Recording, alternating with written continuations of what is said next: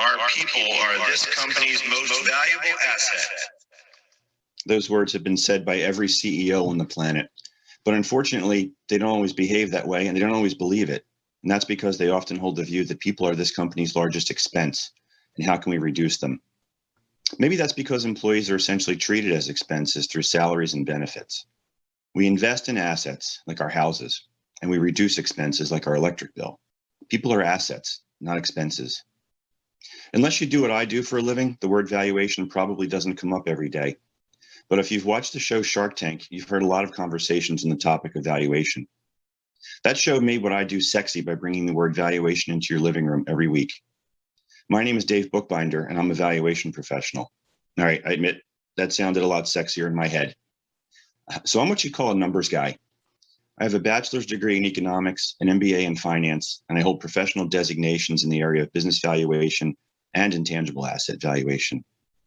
For the last 30 years, it's been my job to tell companies how much they and their most important intellectual property assets are worth. Business valuation is driven by the numbers. And the intangible assets that get the most attention are things like brands, patents, and cool technology. But I'm here to tell you that the most valuable asset that any business has is an intangible asset that doesn't even appear in its financial statement. It's people. That's right. This company's most valuable asset doesn't show up on a balance sheet with the other assets like desks and chairs. In my role as a valuation professional, I valued human capital, but I always thought that the way we value human capital doesn't tell the whole story. You see, the methodology that my profession uses to value people is based simply on what it would cost to replace you. In other words, we're saying that we could literally put anyone else in your job that has a similar background, pay them exactly what you're making, and they'd be exactly like you. From an accounting perspective, you're a commodity, not an individual. So is it any wonder that it's a challenge to persuade the CEO that people are assets and not expenses? But a product is nothing without the people behind it, building it, selling it, maintaining it. Even a company's brand is worthless without the employees delivering on that brand's promise. During the worldwide pandemic, this was more evident than ever. There were shampoo and scissors in hair salons, but no stylists to use them. There were tools and machines in manufacturing facilities, but no people to operate them. And ironically, it was the people in some of the most thankless positions who were being relied on to keep us all safe and fed, like supermarket employees, delivery drivers, and nurses. People are assets, not expenses. I'd like to take a moment to be clear about how I use the term human capital here in this conversation. And I want to be very, very clear, it's not in a disparaging way. You see, there are some people who are offended by the term human capital. They like to say that people aren't assets, meaning that companies don't own them. I use the term human capital so that it has resonance with the finance and accounting world and with the folks in the C-suite. I believe that if we're going to change the perspective that people are nothing more than expenses that need to be reduced, we need to think of people as assets worth investing in. My point here is that a company's financial capital and its intellectual capital don't mean much without the proper leadership from the human capital. Let's talk about leadership. During my career, I've been lucky enough to have had the opportunity to work for some truly great people. These people led with empathy and respect, and I'd walk through fire for them.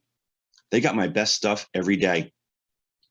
I also worked for others who, well, didn't get it, not even a little bit. And you can imagine how much extra effort they got out of me. Early in my career, in fact, I worked for a guy whose leadership style is what I would call management by spreadsheet. The only thing he knew about the team was their productivity statistics. Yeah, not exactly inspiring. Have you ever felt like you were nothing more than a number on a spreadsheet to your boss? Let me take you back in time here for a moment to share something that I think most of you have likely experienced. Imagine you're at work. It's late morning. You had an easy commute. Traffic was light. Weather was great. You had a good laugh in the break room with a coworker, and you've got lunch plans with an old friend. And you're really looking forward to leading this afternoon's team meeting. Things are going smoothly. You're even feeling pretty good about knocking out all the items on your to-do list. Today is a good day. And then your phone rings, and the caller ID says mom, or dad, or maybe school. Yeah, uh-oh. So, you know that nervous, queasy feeling that you get in your stomach when that call comes? It's never good news, and it's never convenient. And now you're needed elsewhere. So your first thought, of course, is the concern for your loved one. You scramble to get your things ready so that you can head out as fast as you can. Then your next thought is about that afternoon meeting that you're going to have to miss and that to-do list. Yeah, your day just got blown up. For more than a decade, I was a divorced parent of 2 young children. As a single dad, when I had to leave the office to pick up a sick kid, some of my colleagues, the ones who didn't get it, actually got nasty. They'd roll their eyes, tell me how nice it must be to leave early, and suggest that I hire a nanny to avoid situations like this. Yeah, right, nice to leave early to pick up a sick kid. Can you even imagine? Well, maybe this is why they didn't get it. In the US, the average age when people become managers of other people is 31. And the average age when a US worker gets their first management training is 42. Let that sink in for a second. That means 99% of managers spend a full decade not knowing what they're doing, and worse yet, doing damage. They're left to figure it out for themselves, usually based on their own experiences working for other ineffective leaders. And so the cycle continues. I saw a quote recently, and it goes like this. When a flower doesn't bloom, you fix the environment in which it grows, not the flower. Same is true with people. More often than not, when people struggle, it's the result of poor leadership, not a lack of leadership, but improper leadership. And it was through this type of poor leadership that I learned firsthand about employee engagement and how it impacts productivity, discretionary effort, and ultimately bottom line profitability. According to the folks at Gallup, roughly 7 out of 10 employees are checked out at work. They're disengaged, doing the bare minimum to get by. Even more damaging than the disengaged workers are the ones who become toxic. They're not just checked out, they're trying to take you down. Think about it this way. Imagine that your business is a lifeboat in the middle of the ocean with 10 people on board. 3 people in the front of the boat are actively rowing towards safety. 4 people in the middle of the boat aren't rowing at all. They're just looking around, admiring the icebergs. And the 3 people in the back of the boat are trying to sink it. SHRM, the Society for Human Resources Management, says that disengaged employees cost the US about $500 billion a year in lost productivity. Imagine the upside if you could just increase employee engagement a little bit. The holy grail of employee engagement is when people give what's called discretionary effort. That's the going above and beyond, doing more than what's expected of them, going the extra mile. You get it. That's what drives innovation, productivity, and morale. Do it wrong, and companies will incur the high cost of disengagement and employee turnover. Or worse, people are assets, not expenses.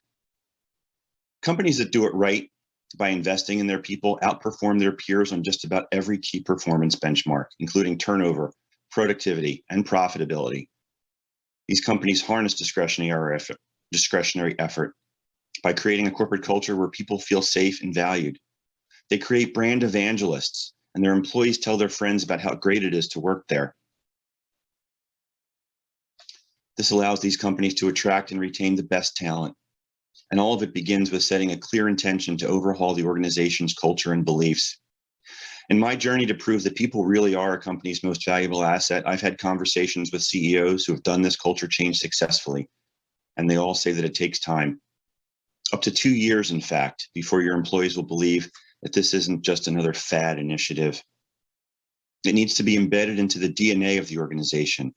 When your employees believe that this is the real deal, they go all in. This isn't just a project, it's a way of being. It's a restructuring of an organization's culture by eliminating the unwanted behaviors of the past and replacing them with the desired behaviors of the future. So this requires regular check-ins, checkups, and holding people accountable. One CEO that I spoke with has installed a no assholes policy, and he's enforced it. Now that sends a clear message to the staff, doesn't it?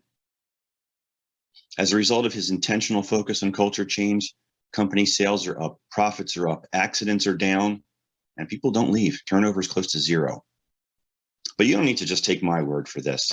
There are numerous studies that prove that companies that put their people first outperform their peers and produce better stock market returns. Doing well by doing good isn't just an optimistic catchphrase. Look at the growing popularity of ESG investing, that's environmental, social, and governance. Or the Business Roundtable, a group of about 200 CEOs redefining the purpose of a corporation to be more than just making a profit for its shareholders. And in the middle of a global pandemic, the Securities and Exchange Commission mandated certain human capital disclosures for publicly traded companies. This happened mid-pandemic. The timing of this should not be lost on any of us. There's a cultural shift that's taking place here, a movement really, and for good reason, because empirical data shows that companies actually do well by doing good. It's also been documented that companies that do it right also enjoy a lower cost of capital. A lower cost of capital means that a company can borrow at lower rates, for example. And the ability to borrow at a lower cost is a good thing in and of itself, but there's more. Can I give you a quick lesson on business valuation? I promise I'm not going to go too deep into the woods here. So valuation is a forward-looking exercise. In other words, while a company's historical financial performance is important, it's the expected future performance that matters more. That's because a company's value is determined by the present value of its future profits discounted back to today's dollars at its cost of capital. The way the math works is that the lower the cost of capital, the higher the present value of those future benefits, meaning the greater the value of the business. So can you see how human element is connected to the value of a business? People are assets, not expenses. So here's what I want you to take with you when you leave today. An engaged workforce is a more productive workforce. Greater productivity leads to increased profitability. Increased profitability leads to a greater value of the company. It's all connected. Every one of you has the opportunity to change the paradigm in the way that business valuations are determined. You have the opportunity to create more value in your business. Treat your employees with courtesy, empathy, and respect, and watch what happens to their level of engagement and the impact on the bottom line. I believe that now, more than ever, it's time for us to invest in our people and consider a new kind of ROI, a return on individuals. And that's why I like to say the value of a business is a function of how well the financial capital and the intellectual capital are managed by the human capital. You better get the human capital part right. Thank you.